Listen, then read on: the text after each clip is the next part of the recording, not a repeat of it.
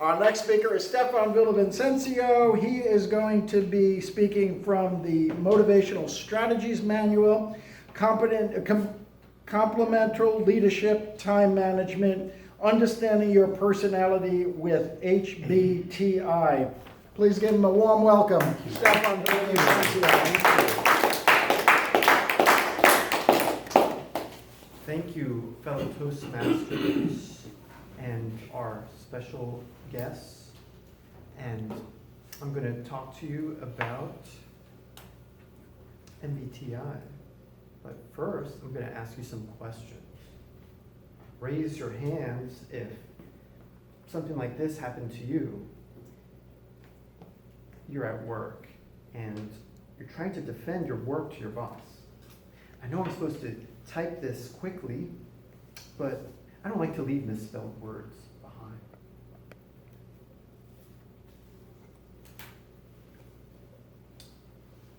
No one, okay, that's all right, that's all right. Let's try another scenario. Raise your hands if something like this happened to you. You're coming back from a music concert or a movie with a friend. One of you really liked it, the other one did not. Has any of that happened to you? Oh, okay, I see a good number of you. Okay. So, I gave you these two examples. I've had a lot of these types of experiences that have a different experience than someone else. I interpret it a different way. And this has gotten me wondering why. Why is this happening? And what's weird about myself? Am I come from a different planet?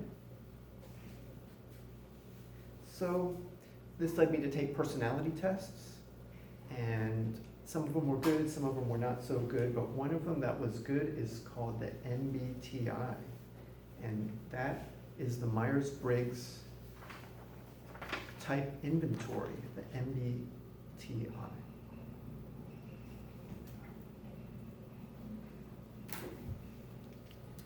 And so what this is, it's a test with 100 questions, and based on your score, it looks at 4 different dimensions.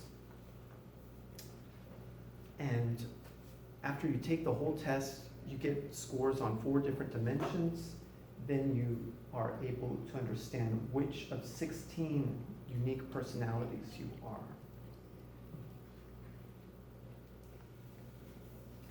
And so the first dimension is E versus I. So what this is, it's one variable that looks at introversion versus extroversion. So are you all familiar with introversion and extroversion? Mm-hmm. Okay. So yes, basically it's your preference for if you like to think about the inner world, or you like to think about the outer world around you. And if you like to read maybe a lot, then you may be more introverted, but if you tend to like to do things outside or do things with other people, you may be more extroverted. The second dimension is the S sensing versus N, which stands for intuition. And so what this is how people like to, when they're taking in information, do they like to just think about what they're seeing right then at that moment? Or do they like to bring back memories and consider what the memories are that they're relating to what they're seeing?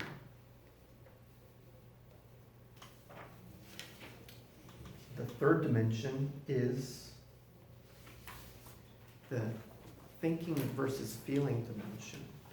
And so this is more straightforward. Are you more of a person who likes to consider the facts and the objective, what you can see objectively? Or do you like to think about people, consider people, such as if someone was speeding down the road, would you, if you're the cop, would you give them a ticket for speeding? Would you continue to give them the ticket if you knew that this person was going to deliver a baby, or they were going to see someone deliver a baby who's very close to them? If you're less likely to give a ticket for someone because they had a really strong reason for that, like delivery of a baby, then that would be more of a feeling type. If you were going to give them a ticket anyway, then you'd be more of a thinking type. And then the fourth and final dimension is the P versus J, which is the perceptivity versus judgmentalism. And it's not really a sense of judgmentalism, but it's being judgmental. But it is more of a sense of, do you like order? Do you like to keep your desk neat and tidy? Do you like to have your clothes very neat and tidy? If so, you're going to be more of a J, a judgmental type. And if that sort of thing doesn't matter so much to you, then you're more of a P, a perceptive type. So those are the 4 different dimensions, and then when you combine them all together, you get 16 personality types that are spelled out in this 4x4 table. And so, yeah, it's pretty neat to put this all together and then see how unique you may be, or maybe you're like other people, you're part of a personality type that has 12% of the population. There's a few of those. Some are in as little numbers as 1% of the population, but at least 1% is the number in the general population for some of the personality types. So with that, I'm going to conclude my speech, and thank you for your time.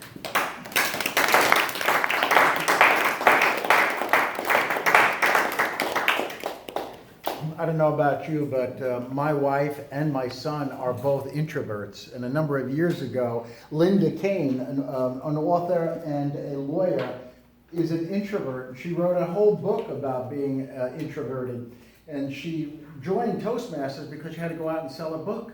And at the time, I said to Tina and to Brian, I said, you know what? I'm going to do that. I'm going to become an introvert. And my son Brian said, Dad, you can't do that. Let's take a minute to give some feedback on those love notes or a blank piece of paper, some things that you thought that Stephan did well, opportunities in his next speech that he might want to try doing something differently.